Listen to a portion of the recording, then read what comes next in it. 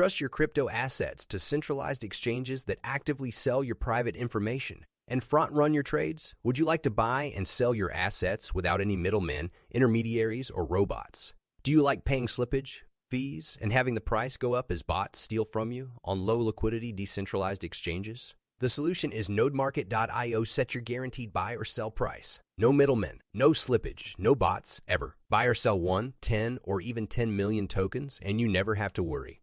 OTC trades are between you and the seller or buyer, guaranteed by audited smart contracts and no human middlemen. Nodemarket.io.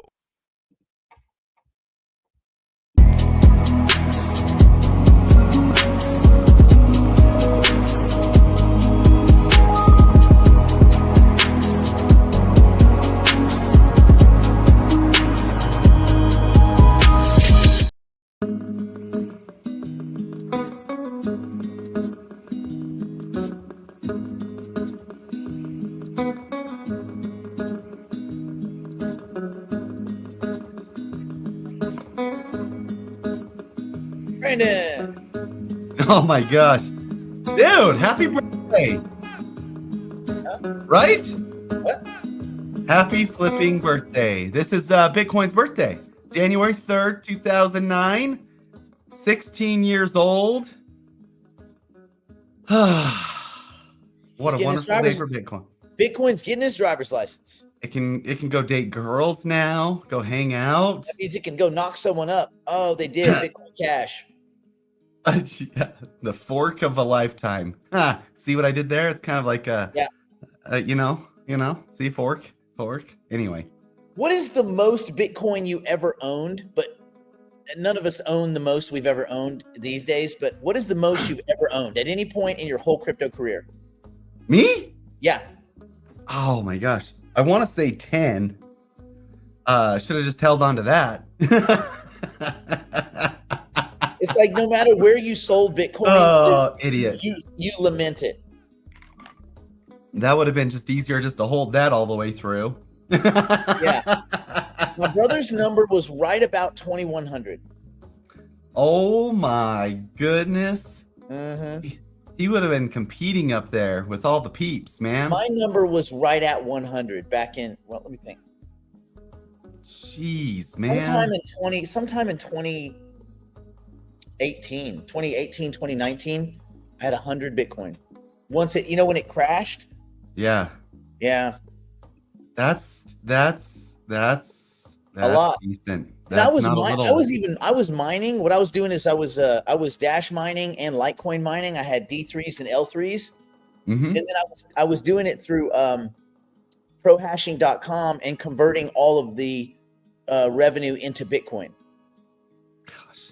So I was at that time I had 12 dash miners and I had 6 Litecoin miners. I was making about 2 Bitcoin a day.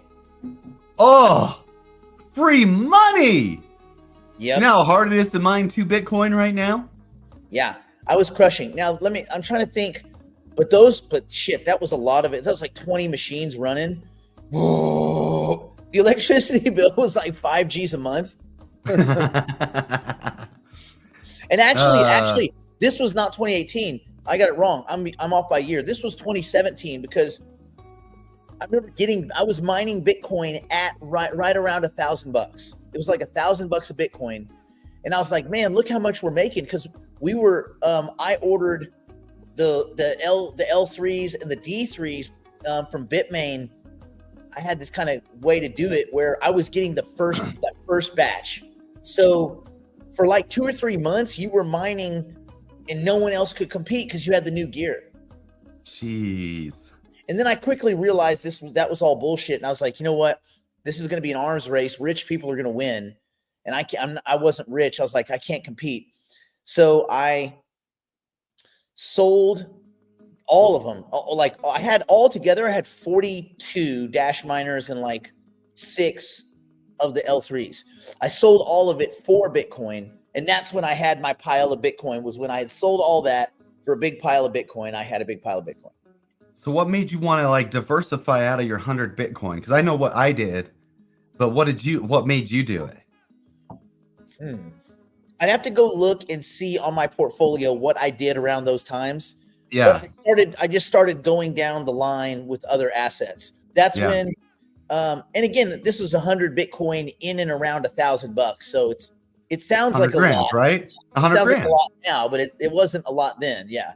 It's kind of a lot then. 100 grand's a lot of money. But at that point, that's me pretty much fresh out of the gold business. And I had 400K in silver.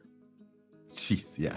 So this was not a big investment for me. I just wasn't completely convinced that it wouldn't all get regulatorily shut down. I'm like, man, I want to put more money in, but I don't know. And then before I really put big money in, the end of 2017 happened. The Thanksgiving and Christmas 1-2 punch. And it was I was playing soccer one day, and during the soccer game, XRP went up by $1 during the game. And I was like, man, I should sell this. And by the time I got around to it, like the next week, like it was like a few days, I was watching it, because then you're thinking maybe 589 is possible. Yeah. That's we all do that. We all do the same thing, dude. I've round tripped quite a few things where I put in a small amount, it went up to a big amount, and I'm like, oh, one more double should be just fancy. Yeah. And then it went back down to my small amount. Yeah, it went from 3 to 2 to 1 to 80 cents to 20 cents to 18 cents. I was like, God damn it. Anyway. Well, c'est la vie, but there's nothing you can do. I mean, even when I had my small amount of Bitcoin, 10 Bitcoin or whatever, I'm like, well, other assets are going to be better, and they ended up not being better. And then you want to take some cash and you're like, it's Bitcoin. It's just risky at every point along the way, except for today. Today, it doesn't seem as risky to me. Yeah. At all, for some reason. Even though it's a higher dollar amount. Chris, when compute starts, I think $10 per node per month is reasonable, but I don't know. I mean, until it's really rolled out, and we won't even know in the very beginning, because in the very beginning, it's going to be kind of spotty. Remember, they're trying to fill in and plug in this ecosystem. So they need clients coming in from all the angles. They need the hardware. There's a lot of moving parts. People, this ain't easy. There's a lot of moving parts. And so, yeah, I think that's fair expectation. We'll see. We'll see. We shall see. Let's see. Here, I do have, let me just go over this while you're going through some stuff, because I made some changes to the website, and I know we're in front of the wall, but I'm just going to show a little bit of stuff here. Ooh, we have a Gensler's Gone tracker? Oh, yeah. We put that up a while ago. The Gensler is gone clock. Anyway, I think that's important. I think that's good to know. But down here so I did make a lot of up changes to the portfolio. I put more links and stuff on that stuff. But down here on, let's see, in the downloads, Ken gave us a Node Factory PDF. Ken is awesome, by the way. Ken gives us all sorts of good stuff. So yeah, we got to give him some, and I got to update it. He gave me an updated one. I got to update it. We got to give him an NFT, man. We got to give him an NFT. Yeah, let's send Ken an NFT. Anyway, Ken gets an NFT. He, dude, there's 20, 30, 35, 36 pages of Node Factory information here. So if you guys want to go learn a little bit about node factories from Ken's point of view, go check it out, man. It kind of walks through everything hypercycle. It's really in depth. I went through this and it's like really good. Checks out like everything about the benefits, how the node factories kind of work, the technology used behind it, and then all of the advantages that CT IP will have over anything else and some other stuff. Anyway, go through that if you guys get a chance. I put that on the dashboard so you guys can kind of go through that. But Ken did a bang up job putting this together. Just holy crap. Anyway, pretty cool. Woo! Booyah! Booyah! On the how many clients thing, I don't know. I don't know what the answer to that is. I know many. I know most of them are on NDAs. Some of them are not. Either one of them or two of them, they'll be announcing here in days. I think that the problem is that company is away on holiday, and so they want the company to be the one to do a joint release. They can't like do it anyway, whatever. Holiday. Yeah, their own holiday, mate. On So anyway, holiday. but I think that's the 7th is their. I don't know, man. I thought they were going to already have announced all this because we got permission to announce all this, but they're like, well, wait till they draft something from their lawyers or whatever. I'm like, oh God, lawyers. Anyway, there's just a lot we don't know about the revenue earning potential of these things. Also, there's a series of upgrades coming for the nodes. They're going to make the nodes will be able to earn more revenue. There's doing a bunch of upgrades, something that other people later in the year will have to pay for, that most of the people that have node factories right now will not have to pay for. They'll just get these upgrades, but these upgrades are, well, that's all I'll say. I'll let Tufi and those guys talk about that when they have formed all the right language around that. But so there's upgrades coming that will be good for your nodes, your factories, if you will. And until then, you're earning, you're tilling, and you're earning a little bit of a wee bit of revenue through some hypercycle tokens, which you can claim, well, really whenever you want, right? That's right.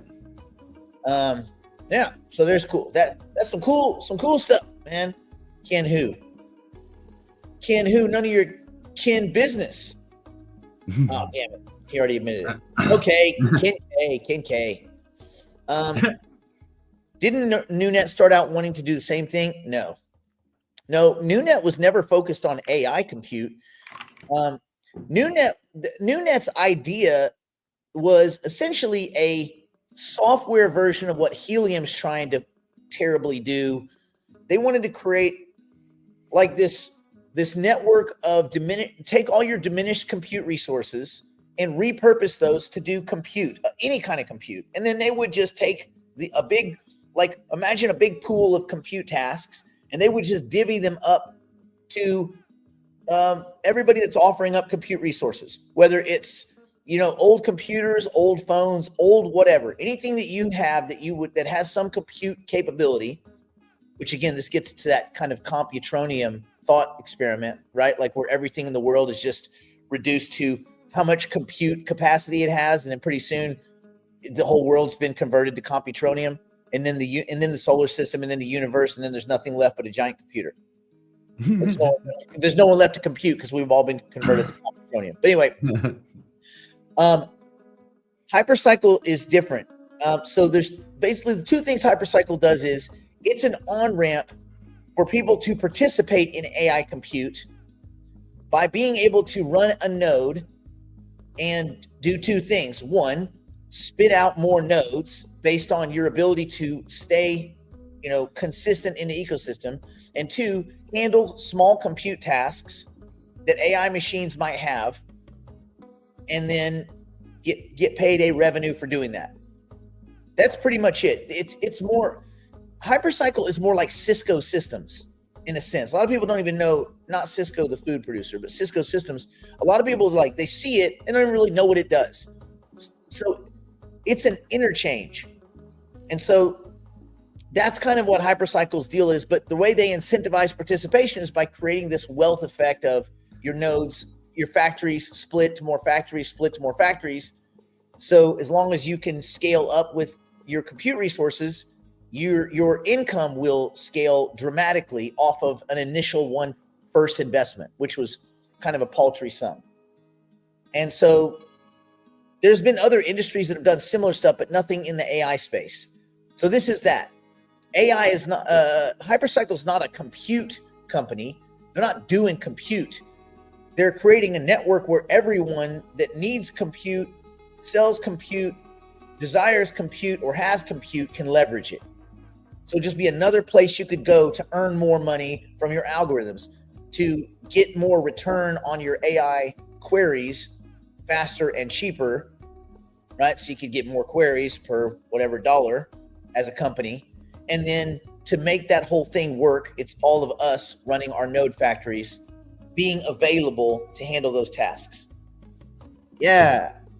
NewNet was not doing shit. And NewNet's still not doing shit. And I don't think they'll ever do shit because it's a shit company run by people that are well-intentioned, Because remember, NewNet's not run by Ben. It's not run by Mario. NewNet's run by Kabir, and he's very well-intentioned, impossible to understand, terrible manager. Terrible. And they have had to shift and change and rejigger. And then it's funny because the things they were trying to do, there's the other company, the Hollywood company, that said that they were doing the exact same thing. And Shamit Palpachvachvachia would come out and say, like, oh, we're rendering all this kind of high stuff. They ain't rendering shit. Render's not doing shit for anyone. It's a dumpster fire, but it gets a lot of media. So Render does just fine as a token. The token does just fine. And also, most people that are buying those tokens, they don't know what Render does, and they don't give a shit. But Render sold it better. And then Render, they clawed into the whole AI bullshit thing. It's not an AI company. The only AI they have at Render is fucking spell check.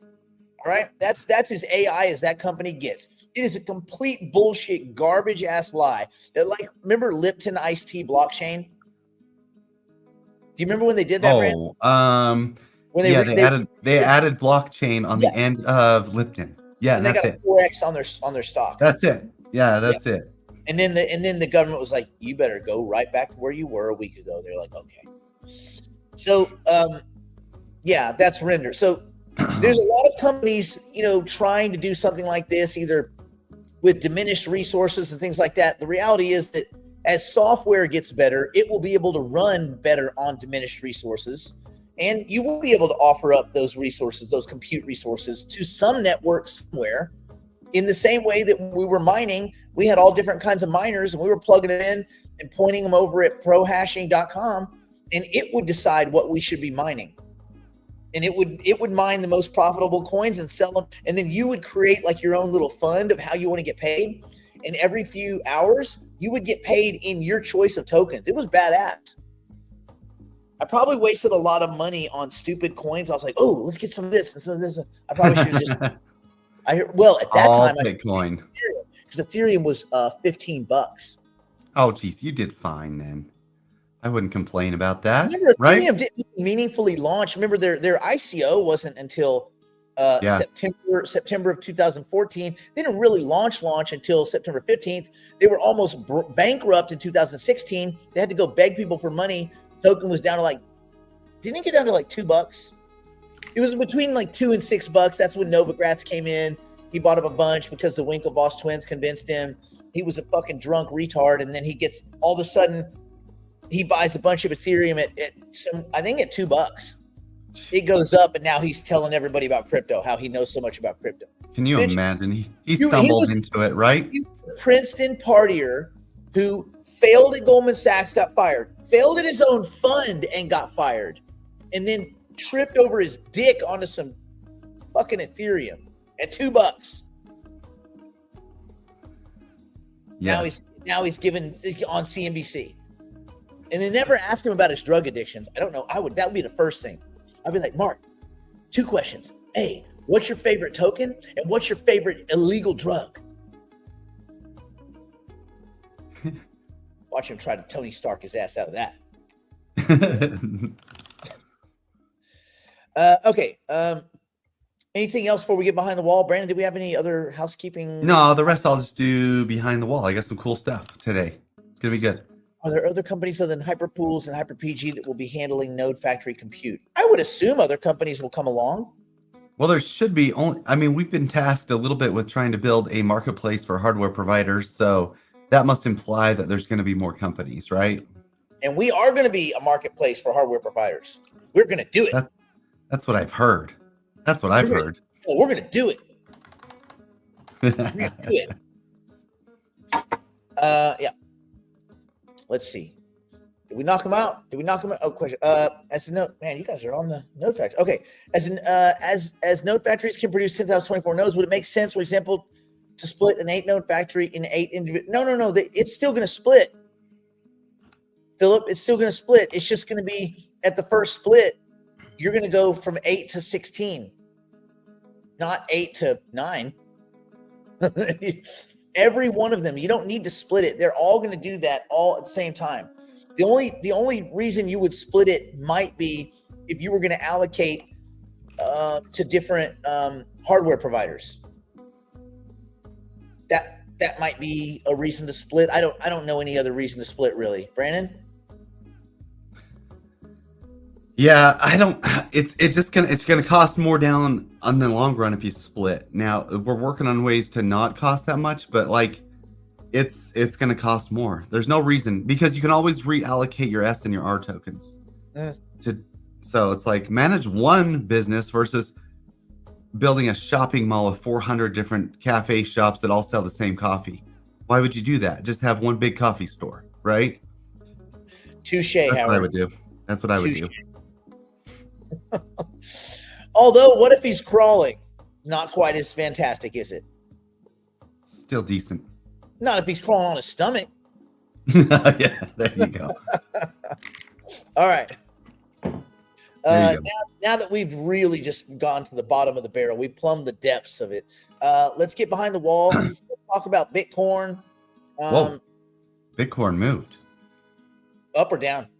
I didn't even notice. No, it's good. Oh, snap. It's over 98 now. That's something, you know? Been a while. Been a while. It looked like I was a fluffer in a porn shoot. All right. Let's get behind the wall. Two hands. Here we go. You and you. Okay. Let me turn this guy down. Let's go to right here, like this. Okay, we're going to go right here. We're going to go like this. We're going to go right here like this. And going behind the proverbial wall now to continue the broadcast privately for the digital investors and digital private clients. If you'd like to join us, simply go to nickblacknext.com and subscribe to one of our plans and immediately take advantage of our library of tools, tactics, and information. It's all designed to help you learn, grow, and manage your portfolio like a pro. Join us now. I still like, he goes, like a pro, join us now. I kind of wish he would. Like a pro. Join us now. Yeah. A pregnant pause. That's all I'm asking. Yeah, that's okay. That's fine.